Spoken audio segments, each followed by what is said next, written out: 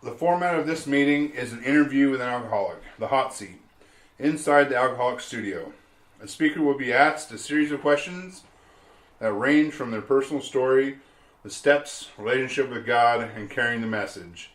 There are no right answers, just a fun and interesting way to share the speaker's personal insight. And our speaker for tonight is? Rhonda, and I'm an alcoholic. All right, Rhonda, well, welcome. Thank you. Speaker, please say done when you have finished your answers, or please say pass on questions you would prefer to skip. Are you ready? I am ready. All right, let's begin. 1. Please generally describe in your own words our basic text, the book Alcoholics Anonymous. Oh, wow. You hit me right out the bat. Okay. So the book Alcoholics Anonymous is, for me, definitely was a way to connect with God, number one.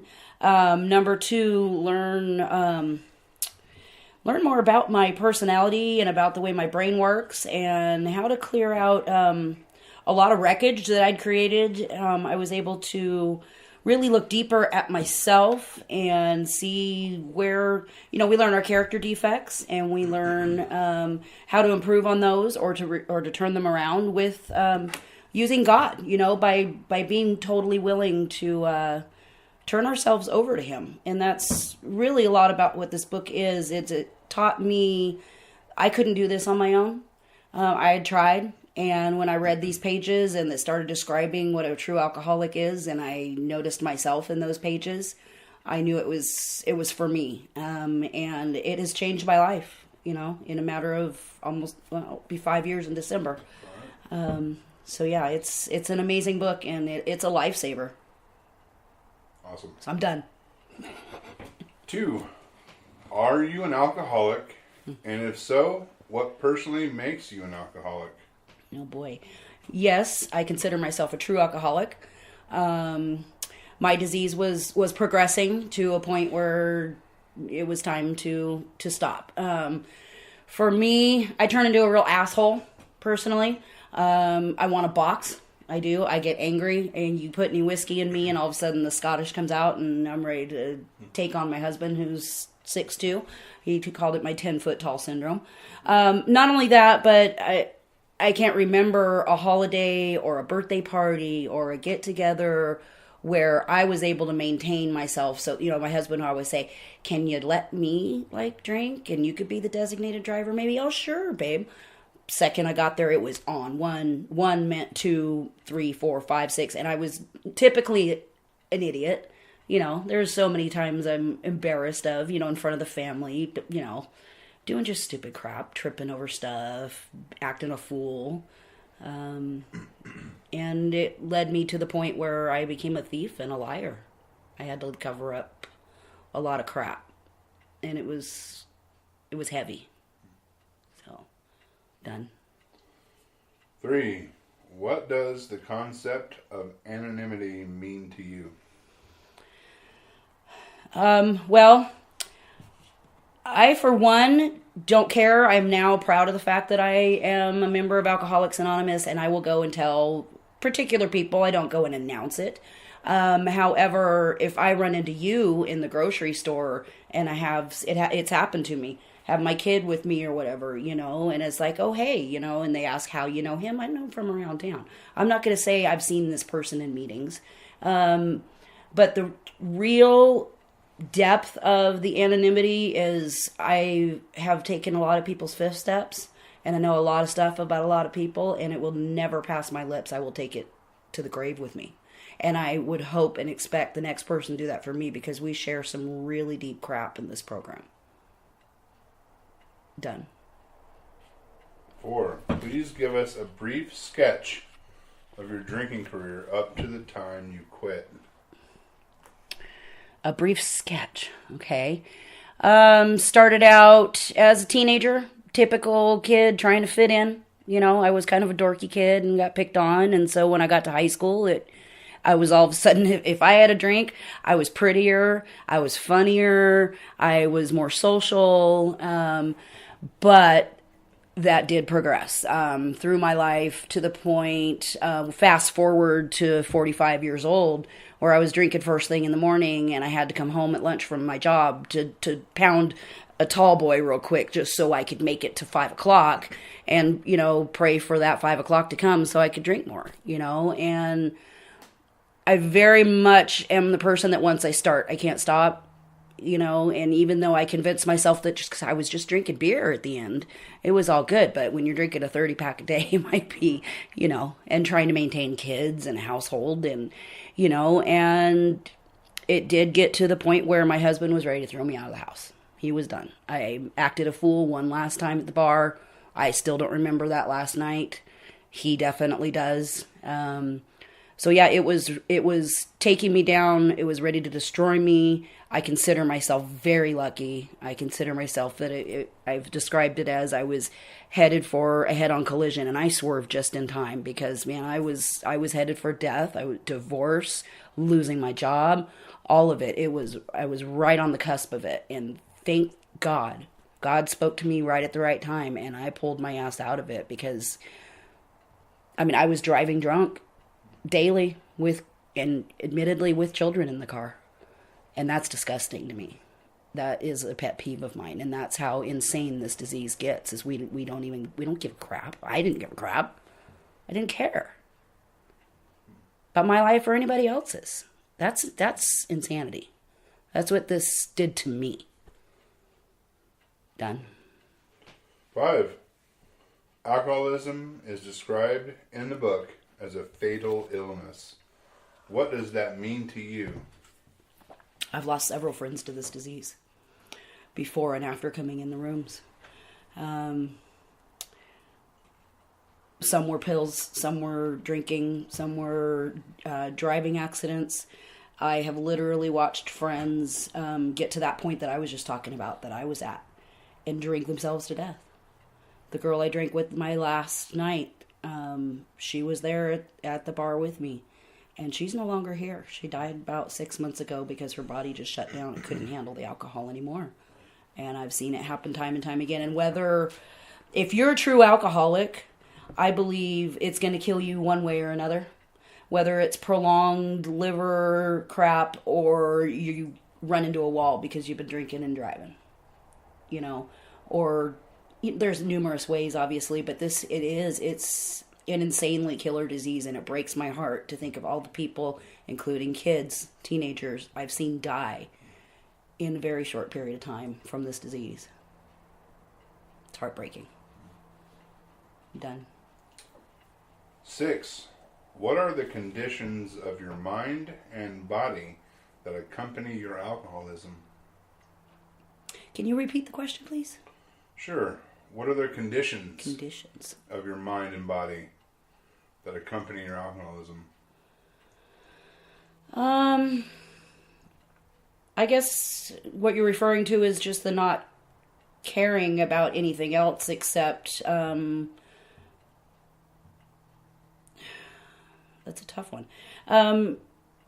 Just getting so deep in my disease that I wasn't the person that I am today, I guess you would say. That girl is part of the past for me. I was a completely different person. As I mentioned before, I became a liar, a thief, a cheat, you name it. It was disgusting. And I was it. So pitiful, broken, dark, spiritually sick. If you really want to get deep into it, it's pretty dark. No God. No God at all. That was... I couldn't let him in. Even if I tried, it didn't work for me. So, done. Okay. 7. In your understanding, what is the role of a sponsor? The role of a sponsor is to be there. You don't want to be just a friend. I do consider myself a friend of some of my sponsees. But you need to be stern enough to be able to check them. Make sure, hey, I haven't seen you at meetings lately. You doing a 10th step every day? Checking on, they need to check in with us as well. But I think there is a huge responsibility on my part because that person's life is in my hands. And if they're not taking it seriously, that's one thing, but I take it very seriously because, again, this is a deadly disease. And I think my part, again, as a sponsor, as we mentioned before, is holding that anonymity, giving somebody a safe place to fall, somebody that they can go to regardless, without any judgment. They can tell me, damn it, I screwed up, I drank yesterday. I'm not going to yell and scream at them and, shame them. I'm going to give them a hug and say, thank God you came back. You made it back. This didn't take you out all the way. So I think we're here to love each other through this, love each other until we can love ourselves. And like I said, be that soft, safe spot to fall. Because a lot of us just don't have that before we come into the rooms. Done. 8. How often are you in contact with your sponsor? To be very honest, I don't call my sponsor as much as I should. We text probably, weekly, bi-weekly. Unfortunately, right now life got busy, and I tend to check in with my sponsees a little more for some reason. It's something that I've discussed with her that I need to work on, to be frank with you. Done. I wish I should have passed on that one. Thank you for your honesty. Our listeners need to know. Right. And not perfect. 9. How have your sponsorship needs changed from early sobriety until now? Oh, that's a good one. Again, I did need somebody to love me until I could love myself and to show me that I was worthy of even doing this program. And my sponsor was that for me. And really the biggest thing of this program for me was first, obviously, accepting God and turning things over to Him, but being able to do my 5th step. To talk to somebody, and for those of you who don't know, the 5th step, you really take an inventory of things you've done in your life, your resentments, people you're resentful toward, and you're able to release those things. And I was holding on to garbage that went back to childhood, that now I see, it was building up and building up and building up and truly blocking me from feeling God. I was saying earlier, I couldn't get to God even if I tried. It's because I had so much crap buried that I was so ashamed of, and it was so ugly that I couldn't let it out. I couldn't tell another person. But to get that out of my head and get it to stop spinning so much in my thoughts and give it to another person and give it to God, it gave me a peace inside that I had never had in my life. So that's what she did for me. Done. 10. Have you completed the 12 steps? And if so, what is your suggested time frame for completing the steps of Alcoholics Anonymous? I have completed my steps, and I did about a step a month. I think it's a personal journey. I don't necessarily think we need to put a strict time on it, but somebody told me early in the rooms, somebody with a lot of sobriety he came to me and he said, don't linger, get them done. Get them done now. Get them done quickly when you come in. That was the best suggestion that I ever got, because I was kind of dragging my feet, and he encouraged me to go a little faster, and it was scary, but once I got past it, I don't know what the hell I was afraid of, because it's a pretty remarkable thing. So again, I believe it's a personal journey, but don't wait 2, 3, 4, 5 years, because I have heard from people that do that, and you become what's called a dry drunk, and it's as nasty as being an actual still drunk. Sometimes worse. Done. 11. In your own words, please describe steps 1, 2, and 3. Okay. Step 1, that's one I think I worked on for a while before I got it. even before coming into the rooms. I knew in the back of my head that I was an alcoholic and that my life was falling apart. But to get to the point where I spoke that and truly admitted it, that was number one. That's what got me in the door. Getting so broken, I was on my knees, like, I can't do this. And to surrender. And that brings you to 2 and 3. You know, I again was so dark and so sick that I needed I was grasping basically for anything. I didn't really realize it was God that I needed, but once I got to that point and I was able to do a prayer and ask God to truly, you know, take these things from me and for me to turn my life over and trust Him, and, you know, because I was running the show and everything turned out crappy. So in order to turn that around, I look for God's will every day, and that was a big turnaround for me to even be able to get started in this program.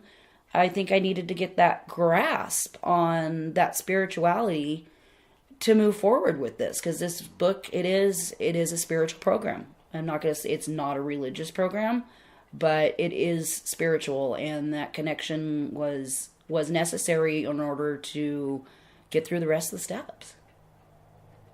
I think I covered them. Done. 12. What does your unmanageability and self-will look like? Chaos. Complete chaos. I'm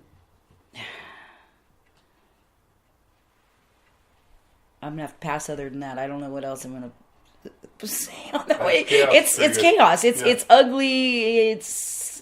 Again, if I take control, things start to fall apart. So, done. All right. 13. What is your concept of power greater than yourself, and how are you turning your will and life over to it? My concept of my higher power is all-encompassing love and acceptance. I grew up with in a religious household where there was a God that you were to fear, because you were going to burn in hell if you did this or if you did that. Well, I was doomed as far as that God was concerned, and I could never wrap my head around that anyway. I'm a very accepting, loving person, and I think that's how I see my higher power, is just that non-judgmental love. I'm okay. Like the way I am right now, today, any flaws, that's what God, that's perfection, you know, in my higher power's eyes. And I have to see myself that way. I had to ask God to teach me to see myself the way He sees me. Mm-hmm. And, yeah. Was that the whole question? Is basically just my concept of... Yeah, so that's my concept of my higher power. And every day I have to turn my will over.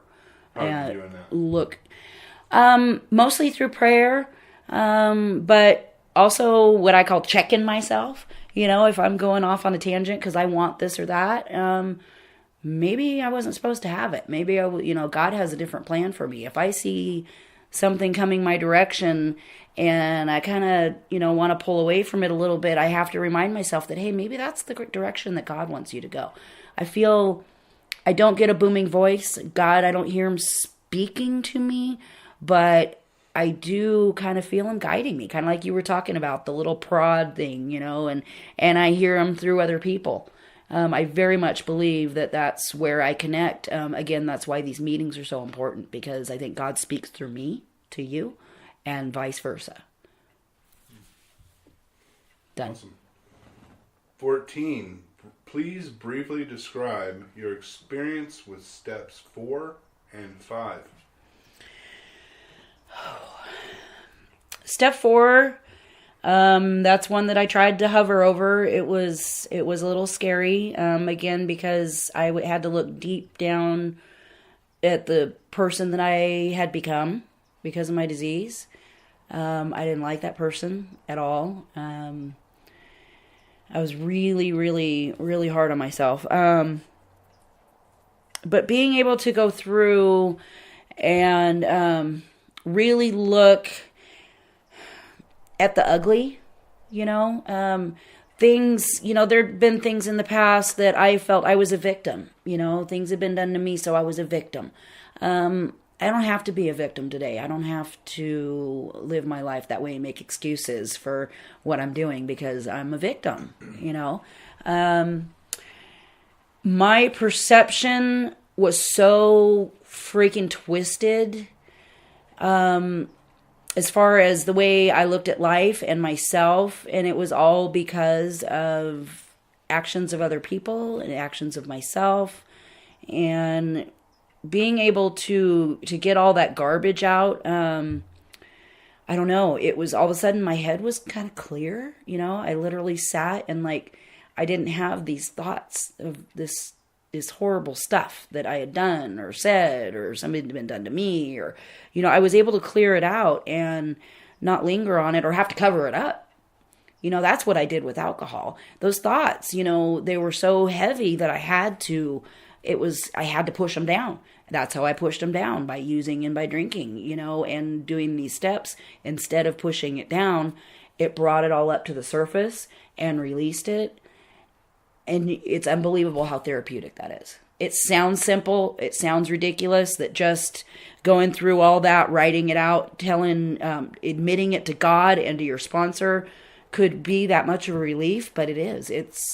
It's remarkable. And until you really do it, you don't know that freedom. That being able to sit and meditate and not have my head spin and tell me how stupid I am and all that stuff. So it still happens, but I'm able to shut it down. So done. All right. 15. What does the exact nature of our wrongs mean to you? Being specific. I couldn't just go to my sponsor and say, so I'm a thief. I've stolen from people. I needed to be more specific. I needed to write down that, hey, when my friend had Bud in the room, I would go and I'd pinch a little bit. Or, I'd go and snag an extra $20 out of my husband's account so that I could get more booze without him knowing. Or, I had to be specific about it in order to get rid of it. Like we're saying, and although they were things I was so ashamed of, I don't have to feel ashamed of them anymore because that's who I was then. I'm not that person anymore. And part of this program that's huge for me is living amends. And I am living those amends every day. And I am a completely different person. And it's evident for everybody around me. So, done. 16. Please briefly describe in your own words steps 6 and 7. Entirely ready to have God remove these defects of character. There's parts of our character that are so embedded that it's difficult to look at them and feel like you can get rid of them, For me, it was really trying to, let me read it, entirely ready to remove these defects of character. So I've asked him to help me to be, I remember in doing these, I was writing down, what I was and what I wanted to be. I was lazy. I wanted to be tenacious or whatever you call it. I was dishonest. So I strove to be honest. So these are the things that it took some work to build and get this good character that I want and that I have today. So again, some of it's easier said than done. A lot of times, some I had to be willing before he could really help me get rid of them. And some I'm still working on, to be very honest. New stuff comes up all the time. And so that's when I rework it and, talk to God again, keep that connection open. So, done. All right. Get a little more personal here. 17. What are some of your character defects and are they being removed? Absolutely. Again, I never considered myself a selfish person, but in my own way I was, because I very much looked for attention through poor me. Poor me, I'm the victim. I need your attention. I need your love. I looked for other people to make me love myself. And that was selfish. That didn't work, again. And like I said, I would do anything to drink. I would do anything. Like I said, if we were broke and we were down to our last $20, I'd take 10 of it, and go spend it on booze. And secretly, always stashing it to make sure, so I was a liar and I was a thief, when I went to the bars and drank, I looked for attention from other men and was inappropriate with other men. Things that I'm ashamed of again,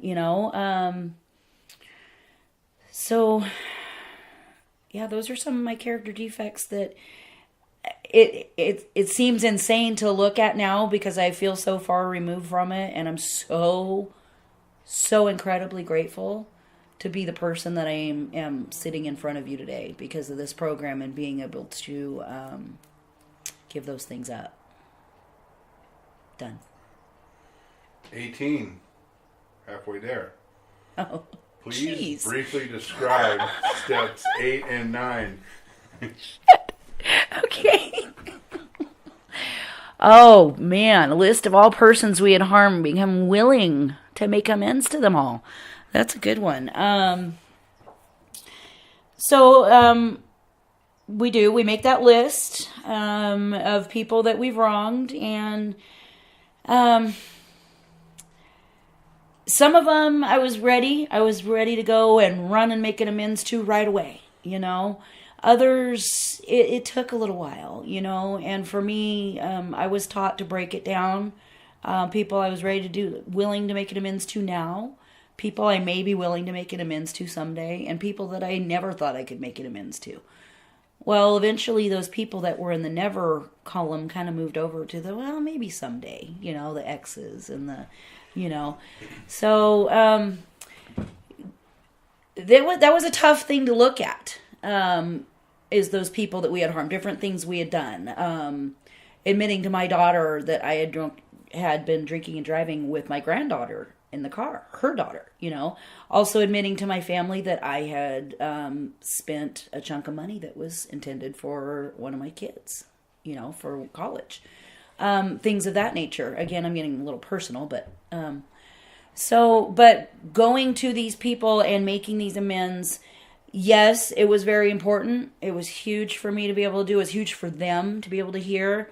But again, I think that the biggest part of it is changing and letting him see those amends on a daily basis. That I'm now an honest person and I'm a loving person, and I'm, the opposite of those character defects that I had. As I said, I strive to be the opposite. So I think I answered your question. Done. So why is it important for you to straighten out your past? Because it was making me sick. It was going to kill me. I couldn't hold on to it. I was holding on to so much crap. And, coming in here and finding out I'm not the only person that does that was pretty remarkable for me. Because I have these thoughts, and I couldn't get rid of them. So again, I stuffed them. And until I released them, I wasn't going to stop stuffing them. And the way I did that was by getting intoxicated in one form or another. Just not having to feel. And yeah, not having to feel, so now I feel. Sometimes it sucks, but I feel and I work through it. Done. Awesome. 20. When you were actively drinking, did you drink whiskey in your milk? No, I never tried whiskey in the milk. Definitely the whiskey. No milk. Kahlua, maybe. I was told that doesn't count. That doesn't count. Yeah. Okay. 21. Please briefly describe your experience with steps 10 and 11. Well, I step 10 and 11 are maintenance. Is something that we need to do daily to keep ourselves in track. I was just talking to a sponsee about this today. That, through prayer and meditation daily, we keep that connection open with God, Let me read it. Sought through prayer and meditation to improve our conscious contact with God as we understood Him, praying only for the knowledge of His will for us and the power to carry that out. That becomes a daily. If you look, when I pray, I don't necessarily have a set of words that I say, thou, he, shall. I talk to God, and I ask Him, and part of that, if He could direct me on how I could help the next person, and to help keep me honest and keep me in check. And doing meditation, that is something it's a practiced behavior. It's something that I'm still working on getting better at.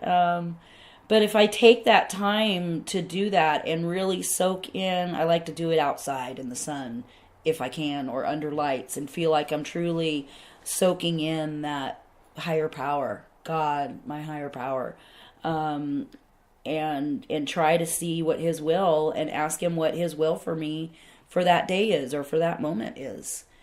And if I stop doing that, then I want to start controlling crap again, and I'm in trouble.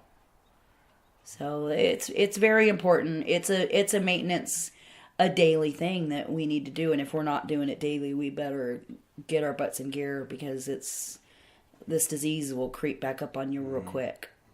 Real quick. I'm done. 22. What does meditation mean to you? And how do you practice it? Meditation, I refer to it more as mindfulness. I practice a lot of mindfulness. Being aware of the moment where you're at, I find to be key. But as far as actually sitting and meditating, I just try to shut the thoughts down. And I was told, what I do is I'll listen to sounds outside, and I'll just hear them. I'll notice them. I'll notice the freeway. I'll notice the kids screaming out in the yard. And then I'll come closer in, and I'll notice my own breathing and my own sounds. And then my mind will wander, and I'll bring it back. And I was taught by somebody that it was very important for me. I have a lot of trouble shutting my mind down. I would say, I can't meditate. I can't get my mind to shut up. Well, if you can get your mind to shut up for just a minute, and it starts to drift, you just, oh, shoot, I'm drifting. My head's drifting. Okay, I'm going to bring it back, and I'm going to listen to those noises again. I'm going to listen to the breathing. I'm going to listen to the car outside. That's the practice of meditation. There's no fault in that. That is practicing it. Our minds drift. The practice of meditation is to bring it back. Oh, shoot, my mind's drifting. I'm thinking about this or that. I'm thinking about bills. I need to bring it back to this moment right here. My breath, that car, that noise. And the more you practice that, the better you get at it. And that was an important thing for me to hear, is that it is a practice. If you want, your mind wanders, it's gonna wander. Bring it back. And you get better and better and better at it. And for me, it's very much, I pray very consecutively with my meditation. So that's it for me. Done. 23. Please briefly describe step 12. Step 12 is huge. If you'd like, I'll read it. Having had a spiritual awakening as a result of these steps, we tried to carry this message to alcoholics and practice these principles in all of our affairs. You have these mini spiritual awakenings all the way through this program, and by the time you are at step 12, hopefully you feel that you have had what I refer to as a spiritual awakening. It is absolutely 100% important that we pass this message on. If people weren't here in these rooms to accept me and to bring me in and to show me the way of this program, I wouldn't be here. I feel that this program saved my life. I feel that I wouldn't be alive if there were other people that weren't willing to pass this on. And it's so good, It's like, I've referred to it before, you go and you see this killer movie that, like, you got to get everybody to go and see this movie. It's so good. You got to check this out. That was my excitement in being in the program, and I want to hold on to that excitement. I want to be able to pass this on to the next person because it saved my life, because it is that good. And I want to see people get that relief, and again, it's a deadly disease. And if my hand isn't there for the next person, maybe they're not going to make it back in the room. You don't know. And so that is the beautiful thing of this program, is that we pass it on to each other to keep it going. And that's why it's still here. Done. 24. Can you share with us a spiritual experience you have had as the result of these steps? One in particular? Gosh. Well, it's going to sound silly. No, there's no silly answers. So when I was first in recovery, I went to a 30-day program, and we went down and we had this spiritual guidance guy. He was a Native American of some sort, and he did our spirit animals, and he had said something referring to, I was a dragonfly. The dragonfly was my thing. And it was, even though I'm not Native American, there was smudging, and there was praying and chanting, and it was very spiritual. We were on the beach, and he told me that the dragonfly, it starts in the water, and then it sprouts its wings, and then it's able to fly. That hit me. I don't know why, but it hit me like a freaking ton of bricks.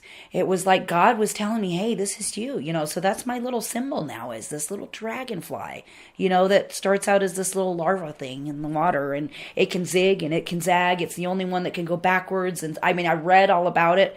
It can go backwards, it can go sideways, but then it metamorphoses and it's able to fly. And I really had a spiritual moment right then. It was as if God was telling me, this is your time, it's time. You need to fly. So yeah, it sounds a little dorky, but it was something that it gave me chills, and it brought me to tears. And for me, that was a spiritual moment. Everybody's is a little different, but yeah, the dragonfly.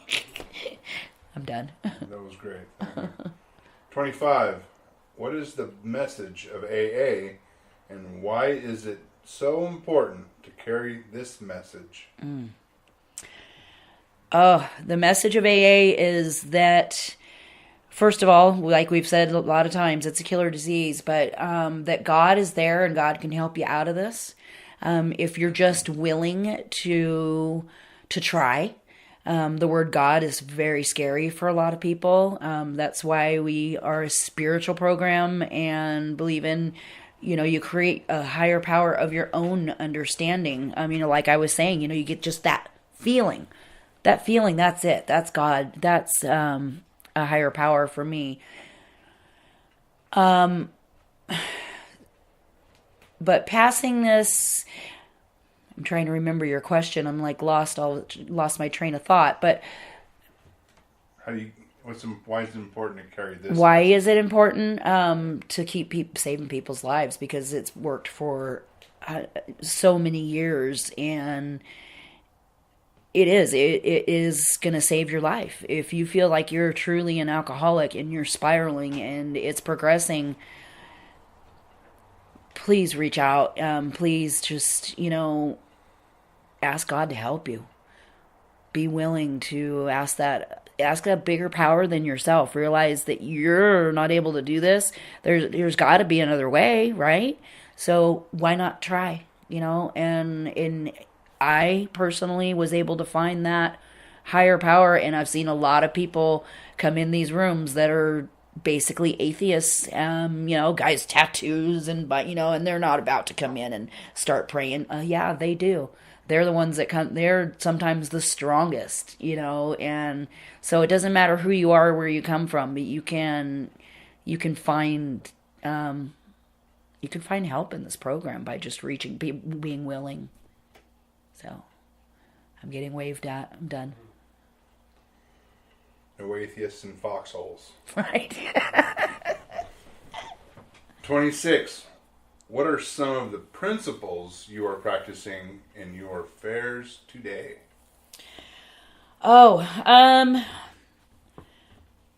Just being helpful of other people is biggest for me. Being loving and caring to other people. Always looking to where I can help, even if it's, simple as opening a door for somebody.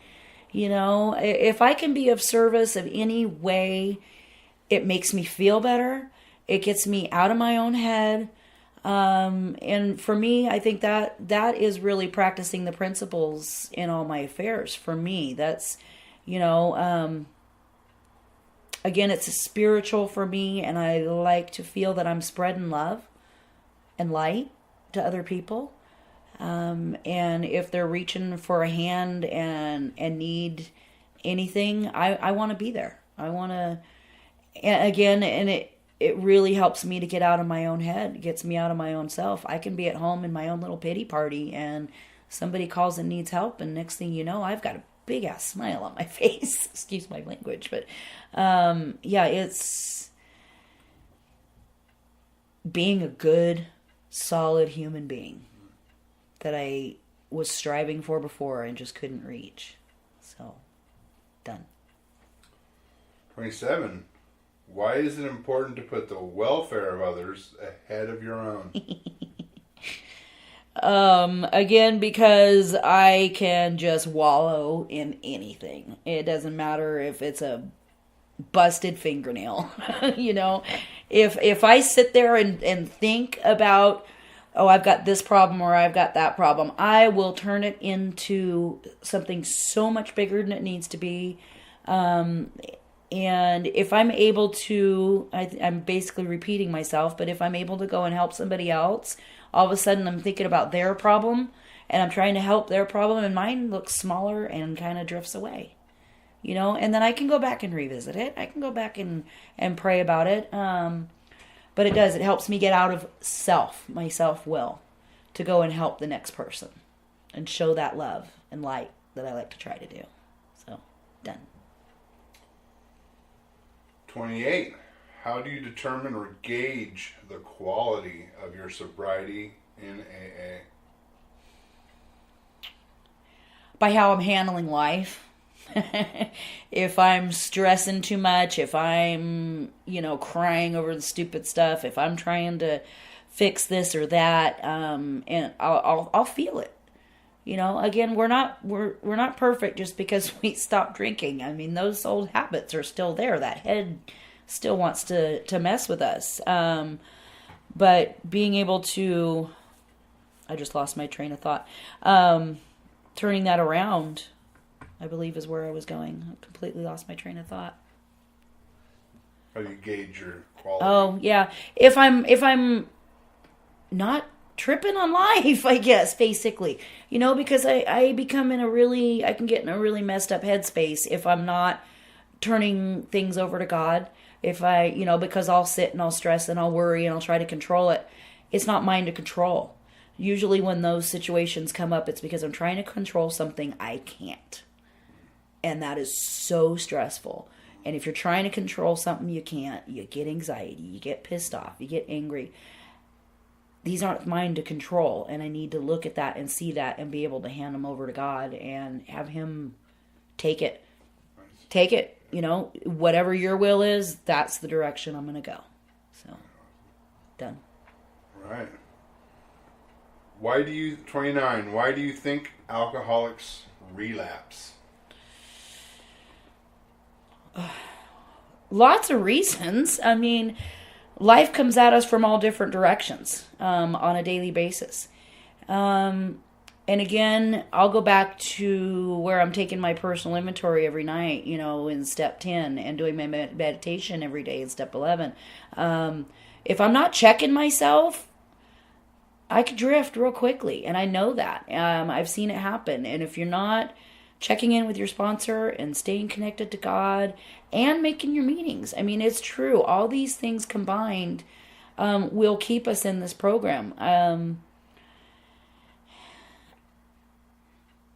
Another big reason I think people relapse is they're not completely honest with themselves in step 4 and 5. I think unless you do that thoroughly and or continue to do so on the daily inventory. I was speaking with a sponsee earlier, and she's done her steps, but she's kind of getting a little twitchy, and I'm like, well, checking yourself daily. You're not making it to meetings. Are you at least making this list every day of inventory, what you have done wrong during that day, and get rid of it now before it builds and takes you out? Because once we start having those feelings again of, oh, I'm a piece of shit, that's when we're going to drink. Life gets hard.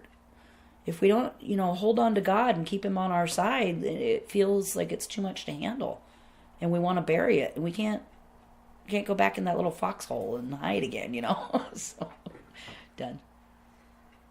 30. Are you willing and able to sponsor other members currently? Yes, absolutely. 31. Presently, what is the most important activity in your recovery program? Being a sponsor. Absolutely, being a sponsor. Because it helps me, it's, you hear it said all the time in here, but it helps me as much as it helps my sponsor or my sponsee. Again, it gets me out of my own headspace, and a lot of times I'll hear stuff come out of my mouth that's got to be my higher power, because I don't know where it came from, And so I feel like God talks to me at the same time he talks to my sponsee. It's kind of it's a really neat little, it's a neat little circle. So, done. 32. Would you please generally describe the purpose of the 12 traditions of Alcoholics Anonymous? I didn't understand why in the world we even had these traditions. When I first came into the room, we would cover traditions and I would think, oh God. But I've seen them come into play. I've seen how they just keep us on track. They're not rules. We don't really have rules, but they generally teach us to have respect for each other and for the program. I will give an example in the fellowship that I'm at. There's somebody that, has a record that is very public. I won't be too specific. But a lot of people in the rooms didn't want to be around this person. They didn't want to be in the same room with this person because of this past history. That was an outside issue. We had to remind them, hey, this person is here getting help and recovering. And that rumor or whatever it is you read online about this person and their past, that's a complete outside issue. That cannot come in here. So I've seen things like that come into play, and I've learned how important they really are. And they are, again, they're guidelines they hold the program together. They keep it. I think without those, maybe it wouldn't have survived this long, because we are a bunch of freaking alcoholics you're throwing into a room. We need some kind of guidelines, So, that done. All right, 33. Can you give us some examples of meeting etiquette? Oh, yeah. Don't leave your cell phone on. Don't sit in the back and chat with your friend. Don't puke on everybody. And by that, I mean don't come in and say, well, I went out and I did this, I drank this much, and I did this much, and I did this, and, a drunkalog, as you would say. Keep that to your sponsor. Tell your sponsor or your friend that outside the room. Tell them that when you're having coffee and a cigarette outside. When you're in the rooms, you want to do your best, especially if you're somebody that's been here for a while. You got to represent the program. If you have somebody that's a newcomer that comes into the room and they're hearing you act a fool and say stupid stuff, it could turn them off and make them not come back. That's huge. That's important. So if you don't hold that etiquette and you're, being a jerk or taking up too much, whatever the case may be, you're being disrespectful to the meeting in any way, that can turn off somebody that comes in. If I was a new person and I saw something like that going on, I'd be like, this meeting's stupid. I'm not coming back here. And so we always have to think of that newcomer that's coming in the room and remember where we were when we walked in the room and try to respect that and do the best we can to reach out and help them. Done. 34. What role models do you have in sobriety? I have a lot. I know a lot of people with a lot of really good sobriety. I have a home group up in Pollock Pines, and I have people that I would consider like almost mentors to me. People with 30 plus years, people with less, I really connect with the women in the group. There are a lot of men that I really, truly respect that have given me a lot of great information. But I really look up to a lot of the women in the program. And that was huge for me because I did not get along with girls at all before. Couldn't trust any women, and to be able to have that is pretty huge. So, and of course, my sponsor. She's pretty remarkable. Done. 35. What advice do you have for newcomers in AA? Stick around. Let us love you until you can love yourself. Just be willing to try this. I mean, if you've been to that point where you feel so defeated and you're crying and you're wondering how the hell you can get out of this thing, this is the way. It seems so simplistic. Well, maybe it doesn't. Maybe it seems pretty difficult from the newcomer's perspective. But when you read these steps, it really is broken down simplistically that even we can understand. Miracles happen. If you can stick it out and find a higher power and be willing to try. Just be willing. Be willing to try these suggestions in this book and read this book. I in my opinion, it will save your life. I've seen it happen time and time and time again. It works. And that little phrase, keep coming back, it works. It's true. You do. You got to keep coming back because you're going to hear and learn life-saving tools in this program. Done. What advice do you have for old-timers in AA? Don't let your ego get too big. Don't, I've seen, we've all seen it, we get people that come in and, on page so-and-so, it says this, they're book dumpers or, we get, and that's good. We need people that know the book inside and out. But if you're coming in and you think that you're more important or you're higher than me because you have so much sobriety and you know this and that, you're letting your ego get in the way, and you better check it real quick because you need to give God back the control. I'm done. Can you please describe what this experience was like? Pretty cool. I have never done this interview before. I really enjoyed it. I really did. I've chaired other meetings before, and you have to sit and think about what you're going to say, and sometimes you tend to ramble. Like I was talking about. You just start puking on people. I really like the way this was broken down, and I hope that if there's even one person that actually hears this and heard something that meant something to them and wants to give this a shot, then hey, I've done my good deed today, right? So I think done. And I'm wondering that maybe, do you have any final thoughts or parting words for us? Now you're putting me on the spot.